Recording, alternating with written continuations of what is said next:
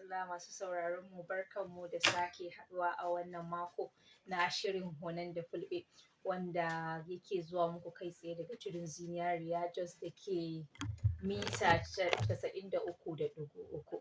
Marhaba da zuwa. A koyaushe sunana Sumayya Abubakar Muhammad mai gabatar da shiri na wannan mako.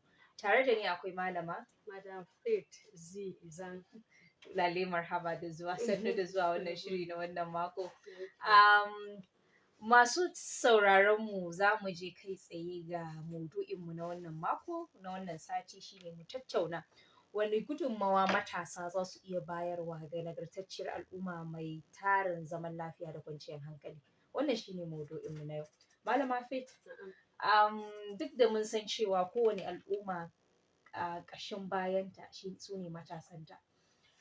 So that means su wannan matasan suna da tendency either su sanya wannan al'umma ta kasance nagartacciya ko kuma su samu akasin haka. They can make or mar history and they can make or mar the society. Za su iya sa al'umma su zama al'umma nagartattu, al'umma masu cike da zaman lafiya, al'umma masu cike da ci gaba. Kuma matasan still za su iya sa al'ummar ta koma baya, ta zamo mai fama da tashe-tashen hankula da rikice-rikice da kuma rashin abin yi da kuma su zama wato nuisance of society. Me ke gani akan haka?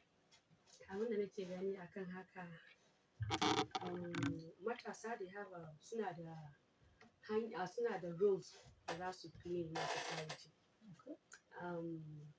Idan kika shigo anguwa haka, idan kin ga maza guda 5, daga nan ki samu guda 1 a ciki baya yin same abin da ake a wannan gurin.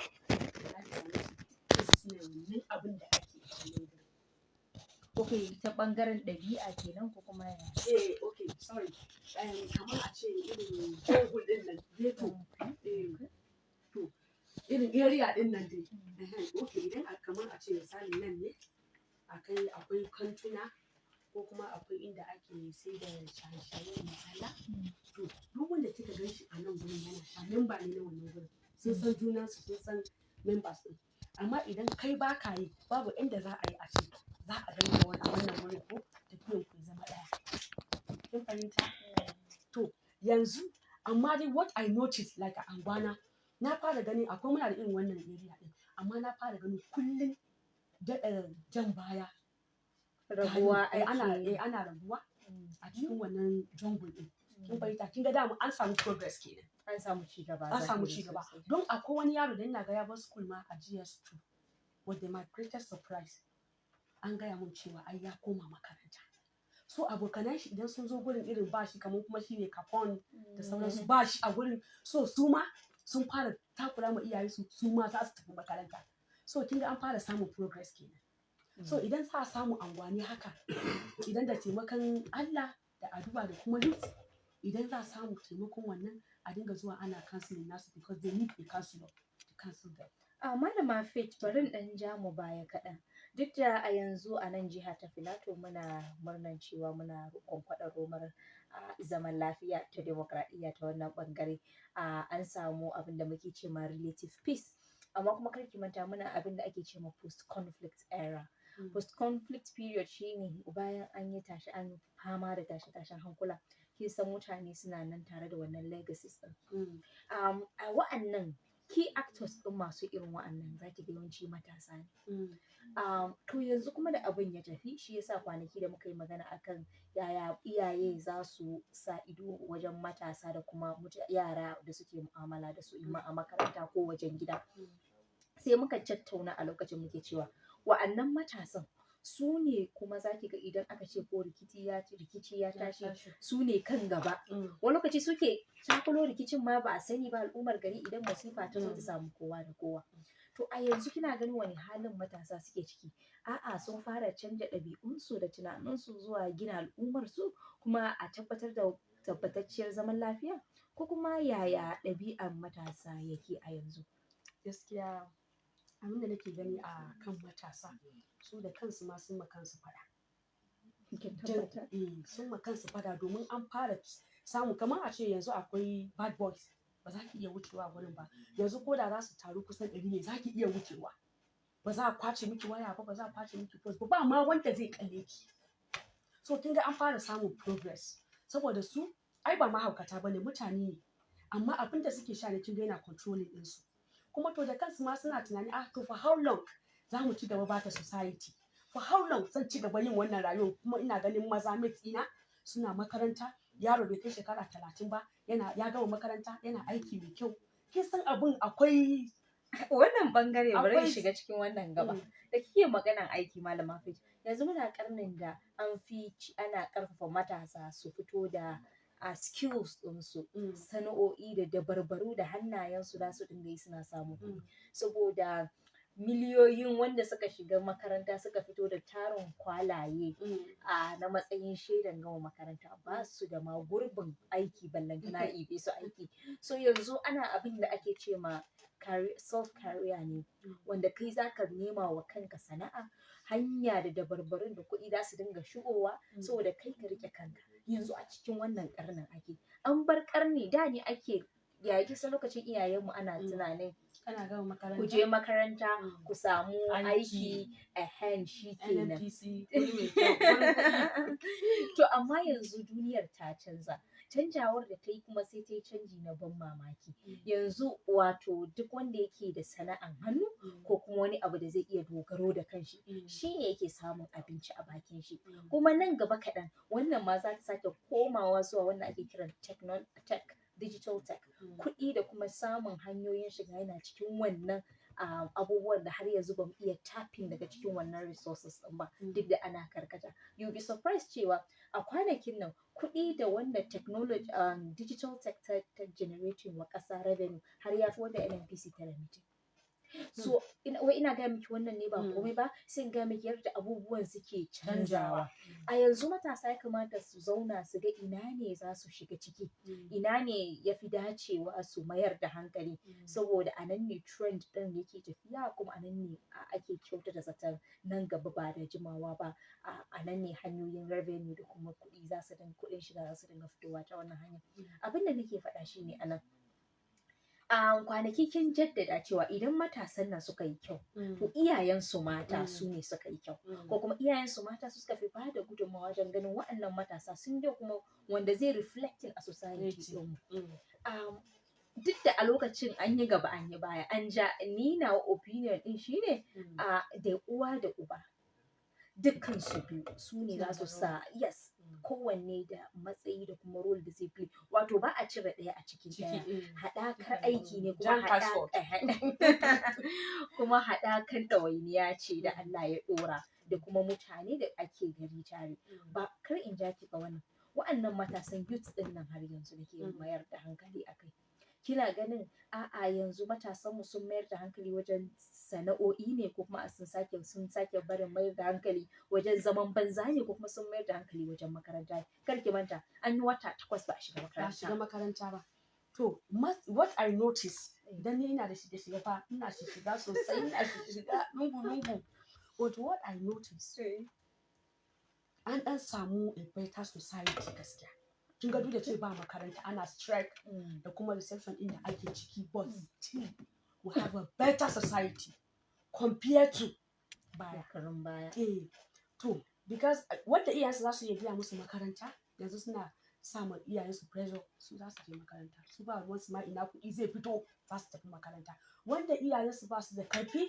su suna takura ma iyayensu su they want to start something suna so su fara dogaro da kai su fara sana'a ko koyon aiki ko wani abu they want to start saboda kin ga wayannan yaran fa kake manta hakkin su bana cikin iyayensu ne da suka kawo su duniya haka babu so responsibility nasu ne iyayensu su dauka but ina ganin abin da yake bani mamaki da kuma sha'awa yaron ma da baka taba tunanin ma wai zai fito maka da wani good result ba yanzu ya dawo yana tunanin yana so fara koyi sana'a ko ya je makaranta ai an fara samun progress a society for what I see kenan ni a inda nake shigowa gaskiya an fara samun progress so matasan sun fara hankalin su ya fara dawowa ciki saboda su maza ne za su aje mata su aje family amma kan ki manta fa an ce matasan da hatta mata suna ciki yan matan mu wanda yawanci kake manta yawancin su mun taba tattaunawa da ke a wannan zaure muke cewa suna zama slay queens burin su bai fi su ɗauki hotuna su watsa a kafafen yaɗa labarai ba, saboda a'a imma ba masu sana'a bane ko ba su karatu ko kuma a wannan kawai sha'awar suke ji ko kuma suka zaɓar wa kansu domin su yi, amma ban sani ba. To kin ga muna cikin wani society su suna ga wayannan yaran suna gani kamar ai lokacin su yanzu kin ga kamar idan kin ga yara mata idan kin je ki same su zaki ba shi za su ce miki lokacin ki ne ya wuce, so mu can namu ne yanzu ki ban mu yi don lokacin ki ai ba a takura miki ba. Su kuma ba za su san ke kina hanga musu gaba bane better life ahead of them wanda suke da shi ba, su ba za su duba haka ba. Wanda kuma lokacin nan kuma da wannan digiri da suke na rayuwarsu mai matukar tsantsi ne da hatsari, in ma ya ja su je inda zai halaka su ko kuma ya ja su inda da su amfani kansu da al'umma gabaki ɗaya. To kin ga kuma amma like mu da muka dan so kin ga ba za mu gaji ba tunda we are out to preach about the society, ba za mu gaji ba, dole ne mu rinka shigowa muna musu wannan bishara muna gaya musu domin wani ba zai ma san ma abin da yake yi ma daidai bane, zai ga kamar abin da yake yi is a normal thing.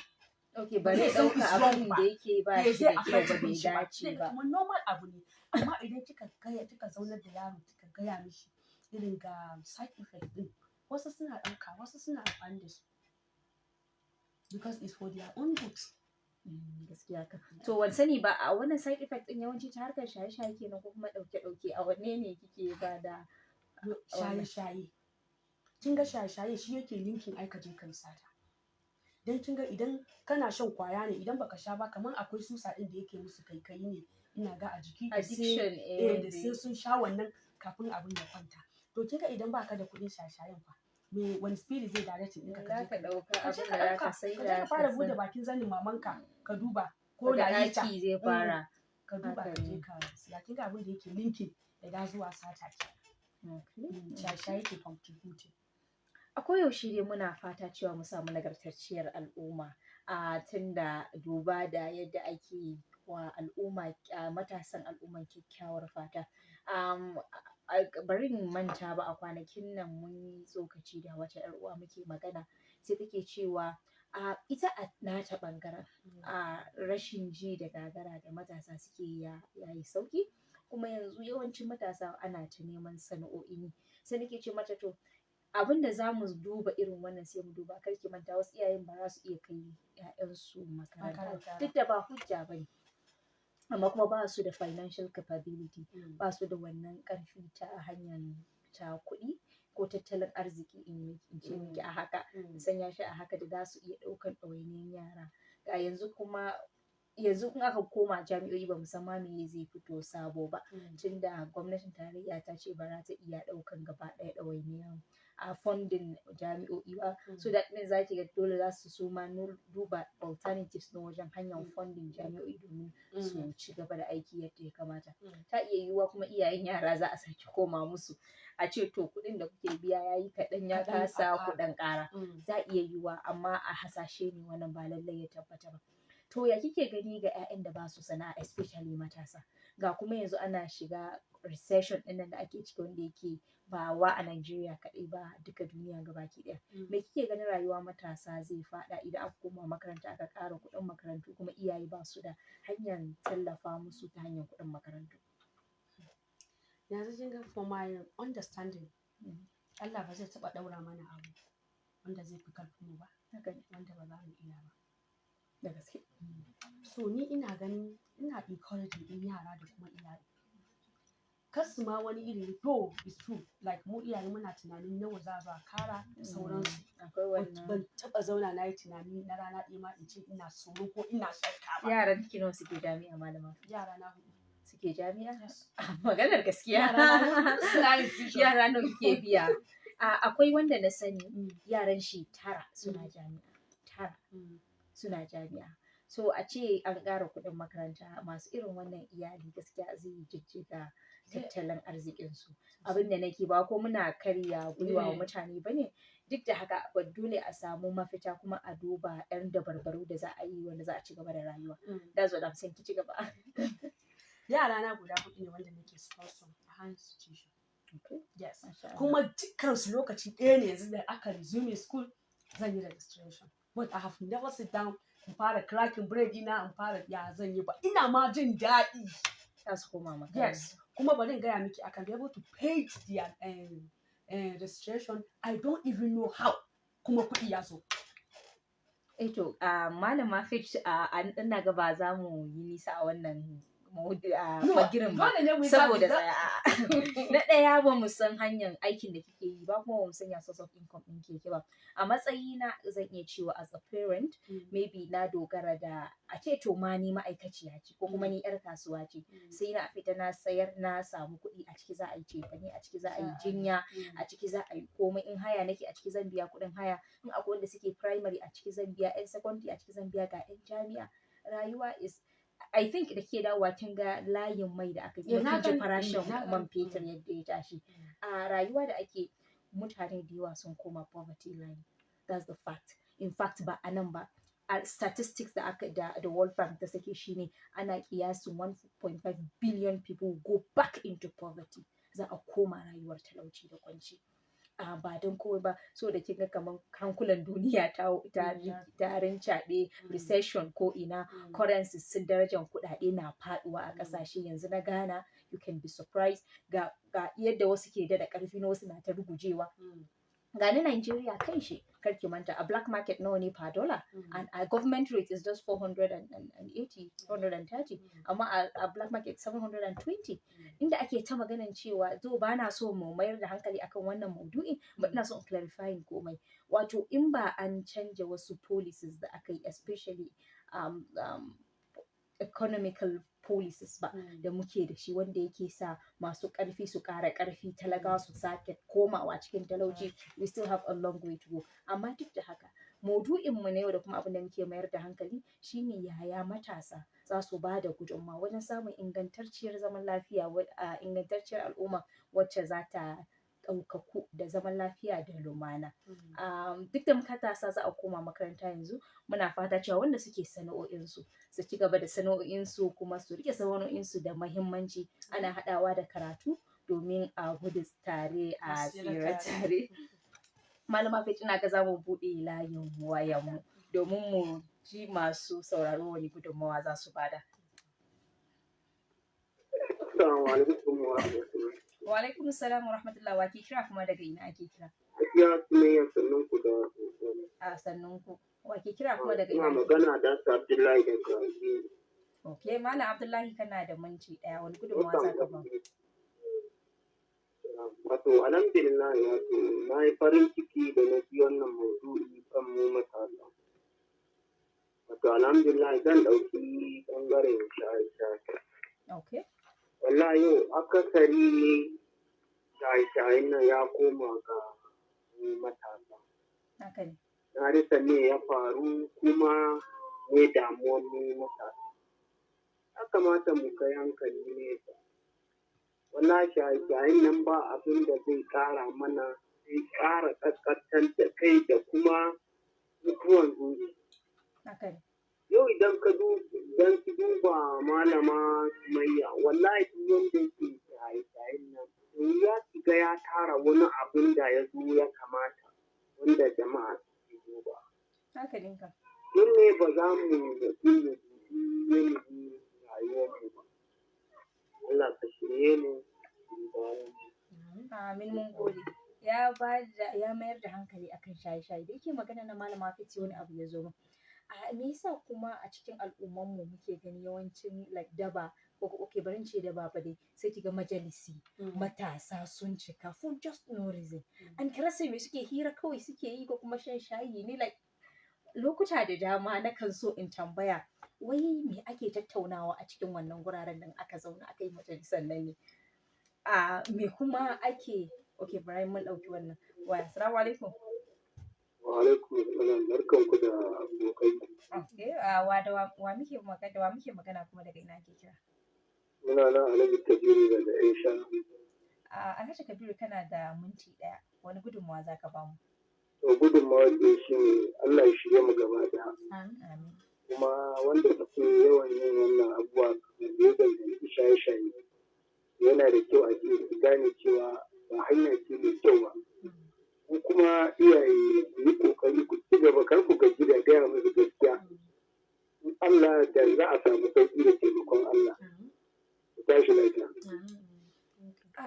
Bayan wannan hukumomi like al'ummar mu kaman ba a fiya ko dan rehabilitation din na da tsada ne malama Faith kaman ba a cika kai yara zuwa masu shaye-shaye na zuwa rehabilitation center ba. Ana kai su.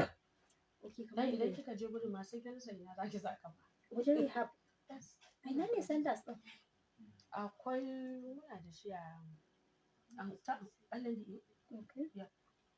Okay, bayan su ba inda su ake rehabilitation? Yeah, daga ni nan dai na sani. Okay, I think za a samu private organizations masu. Assalamu alaikum. Wa alaikum salam wa rahmatullah. Wake kira kuma daga ina ke kira? Kuna tare da Ibrahim Aiki mai wancan mota a Jirgin Spa. Mun gode ma A gurguje dai Allah ya saka muku da alkhairi. Amin. Da wannan maudu'i da kuka kawo da wayarwa mutane kai.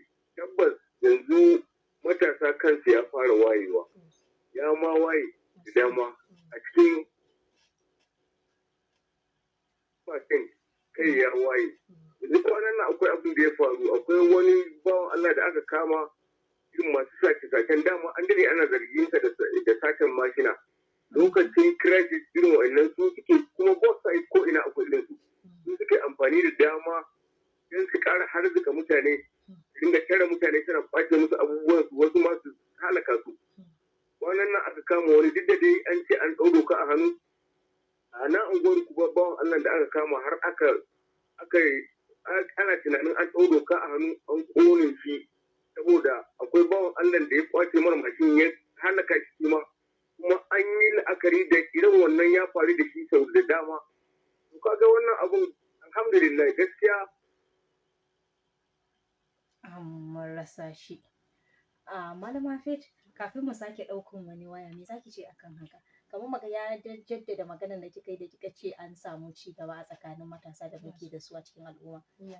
Abin da yasa na ce miki an samu ci gaba domin kamar inda yake faɗa ai an kafa doka ko a shana aka kama ka da shi za a ɗauka a hannu.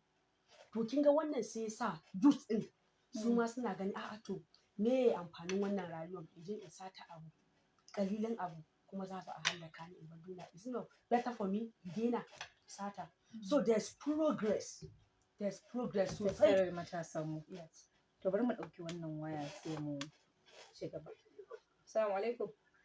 Wa alaikum salam. Wake kira kuma daga Na kwana. na gajiya. Ya gajiya Ayuba. Da godiya wake kira kuma daga ina. Ina magana shi daga tudun wadani. Kana da minti ɗaya Shu'aibu. Wani gudun Yawwa ni dai ina muku fata alheri ne wannan tattaunawa da ake Allah sanya albarka. Allah ƙara albarka.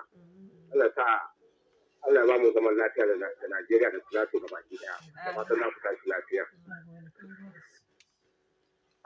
Wannan magana da muka yi na matasan nan. So yanzu wani hasashe zaki mana a ce a Plateau State nan da shekara 5 masu zuwa idan aka ci gaba da tafiya a wannan ci gaba da ake samu wani hasashe zaki wa garin da kuma al'ummar mu especially su matasa. Ina ganin da what I see yanzu ba zai ma kai 5 years ɗin nan ba. Daga nan zuwa 2 years 3 years we will have a better Plateau. Wow, yes, we will have a better Plateau because ina ganin angon da ana ganin kamar wannan ma Ba a shiga sai abin da Allah ya yi to idan kika ji yanzu abin zai baki mamaki. Zai baki sha'awa zai baki farin ciki. Za ki san cewa mata suna playing role nasu akan yara. Kin jaddada maganar ki da kike cewa dama idan matasa su muka samu kyawawan matasa kyawawan iyaye mata aka samu ban kiba kuma kyawawan iyaye mata masu nagarta ne suka tarbiyyantar da su tare da kyawawa da nagartattun ubanni ma hakan nan. Bari mu ɗauki wannan wayan malama Faith. Assalamu alaikum. Wa ke kira kuma daga ina ke kira? Barkanku da rana. Barkan mu duka. Wala injiniya ne gyari da cikin garin Makana karamar hukumar Turu. Kana da minti ɗaya Bala injiniya wani gudunmawa. Alhamdulillah dai kuma amin afuwa dan ina gona ne akwai bishiyar. To shi kenan ba damuwa. Allah ya saka muku da alheri. Ai kira da ake yi domin matasa ina fata Allah sa a gyara. Amin. Su ne matasan nan su ne manyan gobe. Haka ne. Kuma sun fi tunani da ba za su a yi da su. Ko haka bane? Kada ba yi da kyau. Kuma da ga mu zama na gari ko ya zama mai hali ko ya zama wani karanci ba tare da shaye-shaye wannan. Haka ne. Ba haka bane?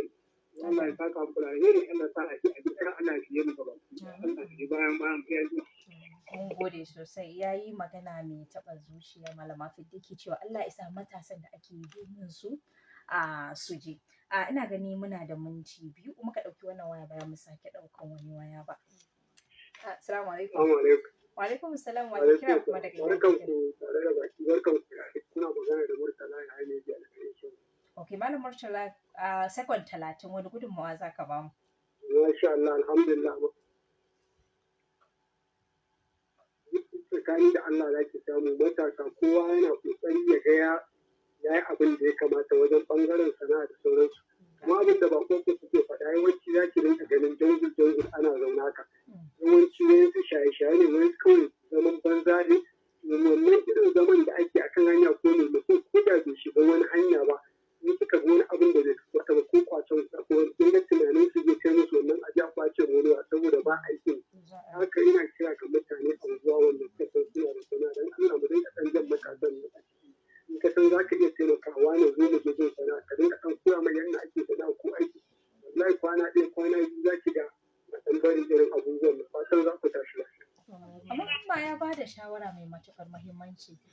Waɗanda suke da sana'a a unguwa suka ga masu zama za ka iya jawo mutum ɗaya ka ce zo mu je. Imagine in mutane 5 za su jawo yara 5 su kai su wajen sana'ansu su koya musu, like will really go a long way. Yes, sosai. Za ki shiga makin ma ina jungle din. I'm telling you. Malama Faith, wani gudunmawa za ki ba mu, shawara za ki ba mu na ƙarshe a second 30? Shawarar da zan ba ma manyan gobenmu, youth ɗinmu, yaranmu, ƴaƴanmu, kannanmu, ubananmu, don su ƙara pikin wannan challenges ɗin daga gurin yan uwansu so that we have a better society tomorrow. To Allah Ubangiji ya sa haka. Masu sauraro, a nan muka kawo ƙarshen wannan shiri da tattaunawa namu na wannan mako, wanda suka ɗauki nauyin da tallafin kawo muku su ne a Legacy tare da tallafin Peace Direct, su ne suka taimaka da wannan shiri ya isa gare ku. Ni suna na Sumai Abubakar, a wannan kira lokacin nake ce muku mu haɗu mako mai zuwa in Allah ya kai mu. Amma kafin in tafi, magana na ta ƙarshe anan shine Allah ya ce inna Allah la yughayyiru ma bi qaumin hatta yughayyiru ma bi anfusihim. Allah ba zai canja al'umma haka kawai ba, har sai har su kansu al'umman sun yi ƙoƙarin canzawa da kansu.